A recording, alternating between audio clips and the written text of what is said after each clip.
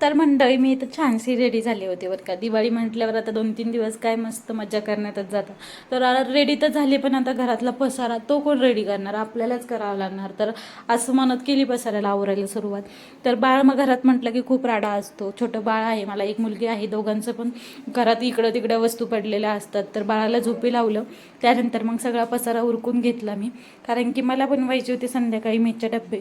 तर माझ्याकडे डबे आहेत मेसचे, पण आता सध्या पोरं गावाला गेले त्याच्यामुळं माझाही थोडासा ताण कमी झालेला आहे. पोरं गावाला गेले त्याच्यामुळे डबे कमी झाले.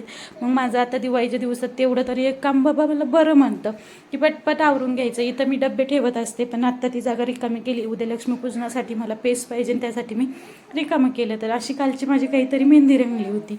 तर पोरं गावाला गेल्यामुळं मग मला पण कामात थोडासा वेळ भेटतो. बाबा चला आपण दिवाळीची तयारी करूयात, कारण की लहान बाळ प्लस दिवाळी प्लस घरातलं प्लस डब्बे एवढं सगळं करण्यात माझं अक्षरशः जीव निघून जातं दिवसभरात एवढं काम करण्यात.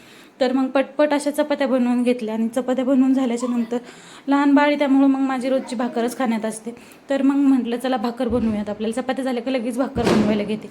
तर आमच्या आवनचं की मला पण भाकर खायची, म्हटलं बरं चला तुम्हाला पण बनवते. आमच्या दोघांच्या भाकरी बनवून घेतल्या आणि त्यानंतर घेतल्या दिवे लावायला. तर स्वयंपाक सगळं लिटरली झाला होता. म्हटलं चला आता मस्त, आणि संध्याकाळ पण झाली आहे, दिवे लावून घ्यावात. तर रांगोळी कशी वाटली माझी कमेंट करून सांगा. आणि दिवे लावल्याच्या नंतर घराचा असं काहीतरी लुक दिसत होता, खूप छान प्रसन्न वातावरण वाटत होतं. त्यासाठी तर दिवाळी असते ना. तर कसा वाटला व्हिडिओ नक्की सांगा, आणि उद्या भेटूया नवीन व्हिडिओमध्ये. चलो आजच्यापुरतं एवढं.